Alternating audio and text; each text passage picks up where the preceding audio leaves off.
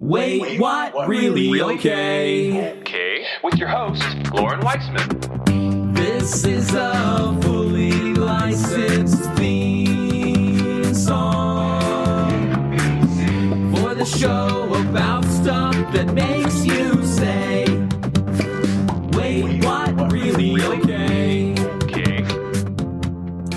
This is the Brand Messaging Podcast. I'm a brand messaging strategist named Loren Weisman, and this is my take on success books.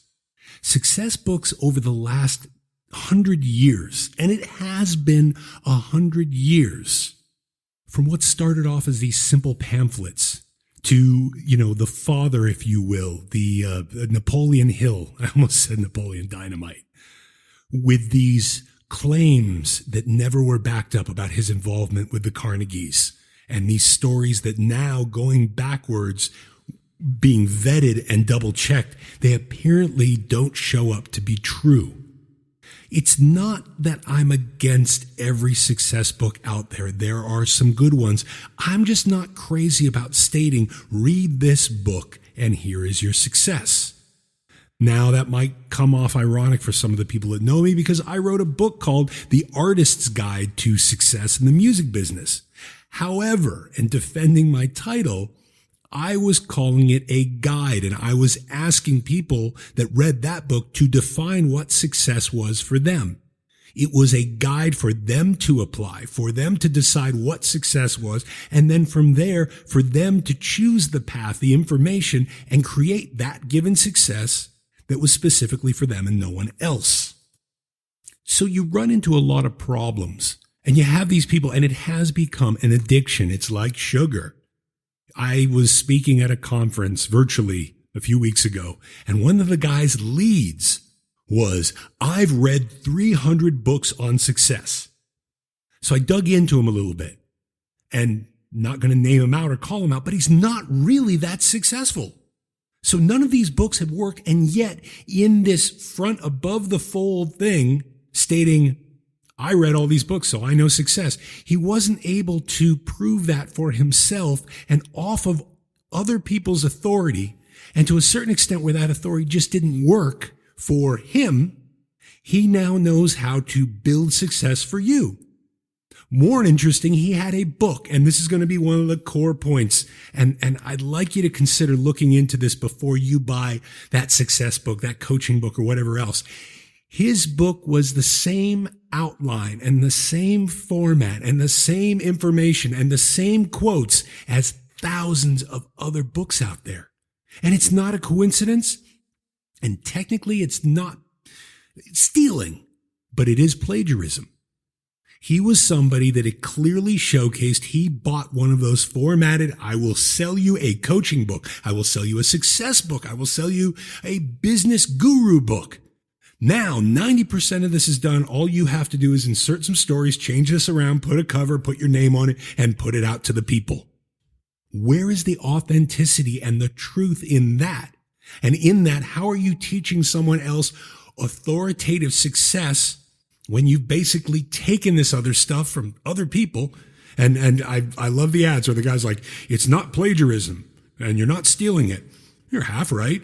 You're not stealing it because you licensed the information, but it is plagiarism in the definition of the word, that you are taking copy, content, written word, passing it off as your own. And still by putting a little bit, 10%, now you're claiming that's yours. Some of the things to look out for inside of these dime a dozen licensed out white label success books. Notice throughout, flip through if you're in the library or if you're on Amazon, do you see the same quotes from the same people? And coincidentally, it's not from the author. It might be one of those. There was a guy I talked to back in LA a number of years ago. He made the joke about, this has got to be the easiest thing to do is write the success book. And he was right. You take a little bit here, you take a little bit there, you flip it around, you pop a story, boom, you got another one, and it's all saying the same thing. Here's the thing that to me, though, it goes wrong. And here's the thing that if you're looking for books, if you want to be motivated or you want to be inspired, understand that buying somebody's success book, and hopefully they have not made the claims or the promises like many do, but you may learn something about their story You may learn something about their experiences, something you can learn from, something you can add or embellish to your plan, or for that matter, something you can avoid. Now, in all of that, though, it's your responsibility as the reader. This market, and there are a lot of snake oil salesmen and snake oil saleswomen out there with this, but it is your responsibility. If this is the type of thing you want to read and you want to study, take it with a vetted grain of salt. Look into this person, look into the story. Also realize many of these people, even the ones that have written the full book or had the ghostwriter, had somebody else write it for them, they may not know all the elements and aspects of the success that came about. What I mean by that is, and this ties to the music industry, and it ties to women's wear. I'm not going to name her name right now. It ties to businesses across the board where people state, this is what I did to get successful. And then I came in and there was this investor or there was this opportunity or all of a sudden this and that happened and boom, this is how it worked. Except that's only partially true because some of these people writing the story don't know the full story. So they can lead you on through a path that's not a lie. They're not trying to lie to you. They're telling it from what they understand. But the lacking pieces that were happening behind the scenes could be devastating if you followed and copied it exactly. Another thing about success books, think about this. There is no common metric. The statistics are all off. From where the product is to when it came out, to what was happening around, to the team that was available, to the financing. There are aspects and themes that can draw and help towards success, but there is no one solid model. And anytime that you take that assumption, you can find the contradiction everywhere else. You see it, go back to music. This is how you write a hit song.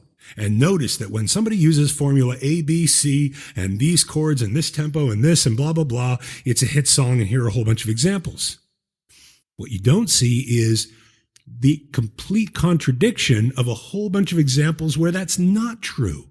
So it's not saying it's not right, but it's not the end-all be-all. So maybe the number one takeaway, if you want to read and you're a reader and you enjoy this stuff, then take it in, but take it with that grain of salt and realize there might be more to the story than what's just there. There might be more to the story that they don't want to share. There are a lot of people behind the scenes doing certain things to help businesses. They're not hiding. They're not trying to make it a secret, but certain people just don't want it known. I've done a lot of work from messaging strategy to brand discovery to certain development where it was a confidentiality agreement. So you didn't know I was there. And these people, and I've watched people say, well, we did this and then we came up with it, and they have every right to do that. Is it completely ethical that they didn't state we had some help? It's the same thing with bands. It goes back to the days when I was doing the ghost drumming. I remember turning on the TV and watching a guy explain how he came up with the part. Okay, I was paid a great amount of money to shut my mouth, and technically it was him on that track.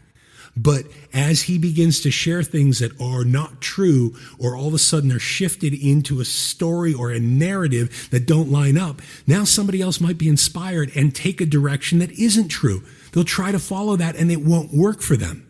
Maybe for a couple other people it does.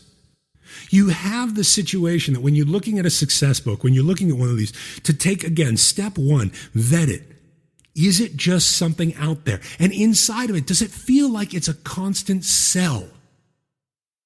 These educational books should be, to me, my opinion, stewarding, sharing about that. And in the information, in the authenticity and inside of that authority and love, that might draw someone to go, you know what, I want to see what that author has to offer. If I can work with them, if they'll come and speak. Or something like that, over the constant call to action that shows up at the end of every chapter, like you see with a lot of these authors. There are life coaching programs, certifications for business guru courses. And they specifically say, as you begin to get to this point, buy this, buy that, create this thing so that you can have your book, and your book will sell you. There was a woman last week that was quoted as saying, all content should convert to sales. I don't agree with that opinion. I think content should convert to connection. Should a body of content eventually convert to sales? Yes. But if all you're doing and all you have in mind in your writing, and go to videos, go to audios, if it's all about the sell, then how do people really learn? If you're just sitting there tidbitting things, how are they going to learn? I try in my podcasts, in the stuff I do with FSG, and the stuff in the videos, is if you never talk to me, if you never hire me, you still walked away with something that might be helpful or might apply. That to me is solid stewarding. And in that, for me and my experiences, that has helped me engage the right people. Let's get away from this 10X concept that continually comes up. Many businesses are saying, okay, we just need to 10X it and take it to the next level. If all of a sudden it went to 10 times, I don't know if many of those businesses, if not the majority, could handle it or maintain the quality and the authority and the authenticity of what they've created. But that's a different story. So coming back here, looking to see what is that book about? Is that something inside of that book where you feel like you can grab some tools and put them in your toolbox? Can you grab something and put it onto the palette for the journey, the path, the education you need, and the elements and colors to create where you're going to go with your business or vision? If you're seeing some of that, then grab that book, grab it right away. Great. If it feels like a sell, it's most likely a sell. And if it feels like inside of somebody that's continually bragging about their authority, and yet inside of that, it's quotes from everybody else, it's stories from everybody else, it's a compound template that was purchased from somebody else, where is their authority in that? And really, how could they help you than redirecting you to all these other people? Take that time to vet and look into that. And as you read the success, as you read about steps, as you read about a progress, a process, dig further. Does that make sense? Does that apply to you? Certain people, and it's some of the upper echelon authors, they explain a model of this is how you do, and this is how you communicate with people, and this is how you sell. I know in my experiences and experiences of a lot of people that if you take that approach, and maybe you don't have that large a circle of friends or a group of people that have that kind of money, you're going to offend and close doors. Some of these people say, you got to get on the phone call and make these 5 to 10 cold calls a day. And you call them and you tell them and you push. Are you sure it's the right time? It's not saying to stall it out. But again, it's looking into these books and seeing what, yes, you're going to have to go into a zone that's not so comfortable. But are you going to go into a zone that could be chaotic, dangerous, and hurt where you're going to go? Look it up. There are many people, and you can even see it in the Amazon reviews of some of these books. And you can see it in some of these websites where they said, you know what, I tried this and it didn't work. And then they flipped it around and they put the blame back on the reader. You didn't try this the right way. You didn't try hard enough. Now, it's true. Objectively true. You're responsible. You take something to heart there. You have now believed that it's objective. You haven't proved it. And you've worked off of somebody that took and subjective opinion, put it into their book and wrote it as a fact. You subscribe to it as a fact. That is your fault. But at the same time, it's a fault that we have that out there. And that's the other part that I want to get to. Many that are writing right now, there isn't this standard referent. There isn't while they might have an editor or a proofreader, many of them don't have the technical editors. My third book was through Wiley & Sons. And so I had the editor, I had the proofreader, and then I had the tech editor. Anything that I stated outside of opinion had to be technically edited, checked, and referenced as a fact. I love that. I think that's great. I wish that was a standard. I wish there was a certain level inside of books that it could be listed that, hey, this book has been checked. And even if it had been checked, it was checked across a series of different angles, a series of different attributes. So it wasn't just, okay, we found this to be true in one place, but it was found to be true and proven in a series of places.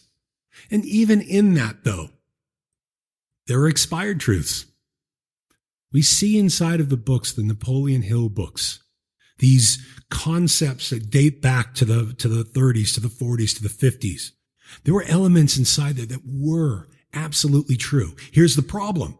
You update it, they're regurgitated, they put it out in a book in 2020. It was true, but it's not true today.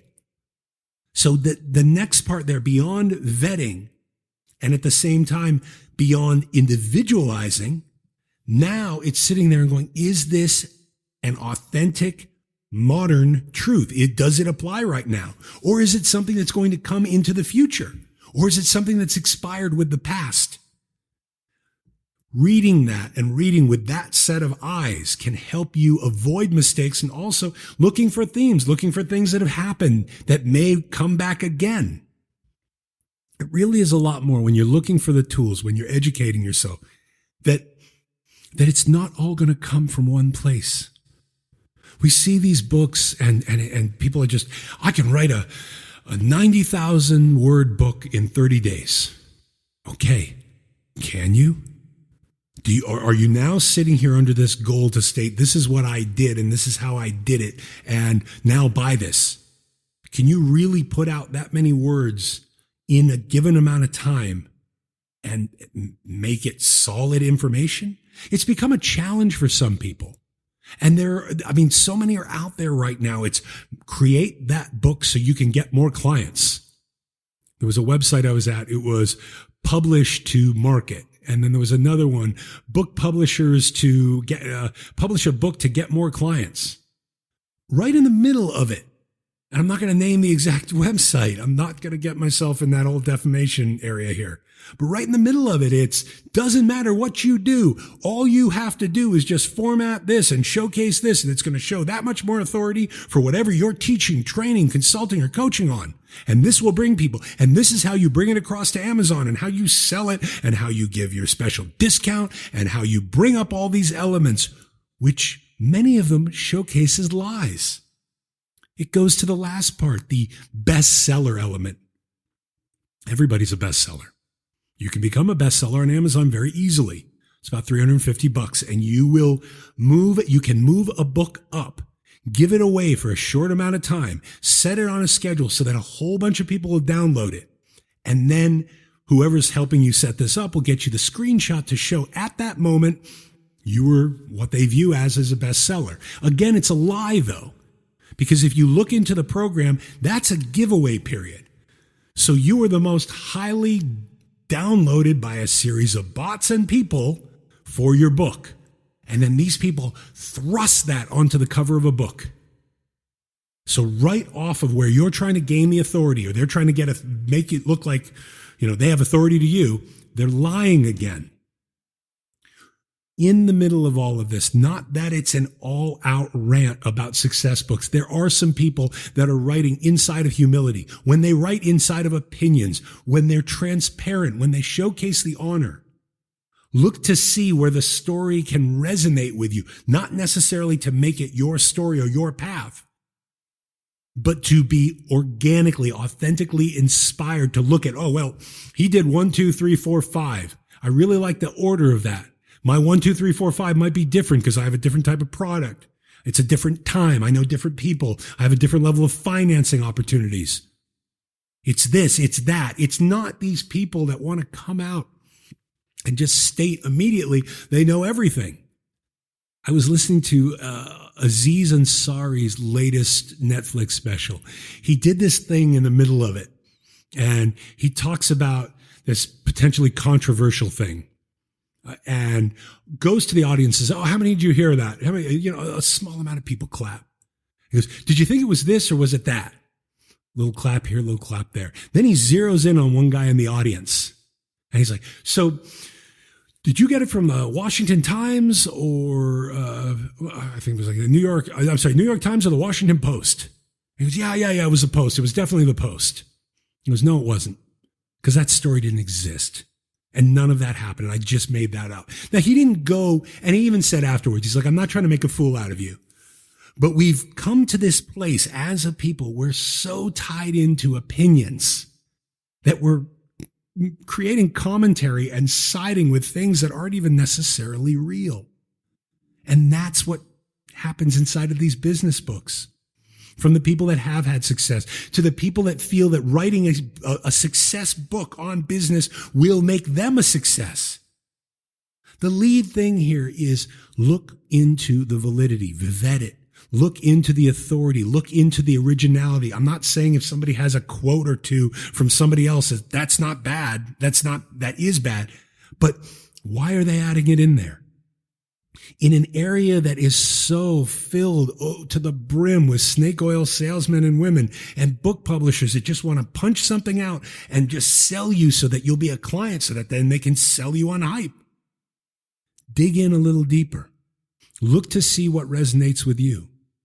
And even as you might pick up the latest, greatest, or this really exciting book, or I heard this, or I heard that, take it with that grain of salt. Take that time to grab the pieces that may go to your foundation, that may go onto your palette, that may apply directly to you, and add that as an embellishment, as a supplement. Don't follow any of these to the letter, because the letter of many of these success books out there was written in a different language, in a sense. And if you take these pieces and take the best pieces and the pieces that inspire you or make you think, wow, I need to look into that when it comes to financing. I never thought about that from a marketing angle.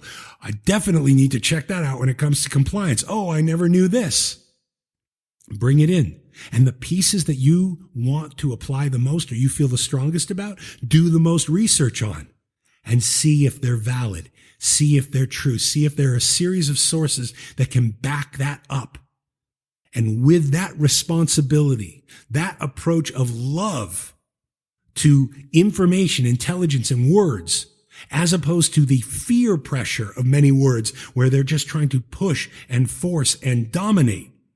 When you begin to look at it, and it's not being a doubter and it's not being pessimistic, you're taking the opportunity to look deeper so that you're caring for your success, whatever that looks like to you, your path, whatever that looks like to you, and the directions that you're going to take and the directions that you're going to accept and apply to your direction.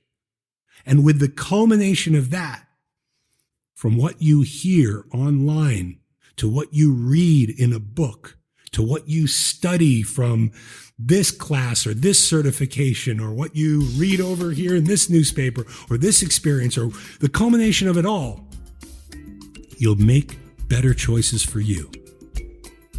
This is Loren Weisman. This was Wait What Really Okay, my rant, if you will, and my take on success books.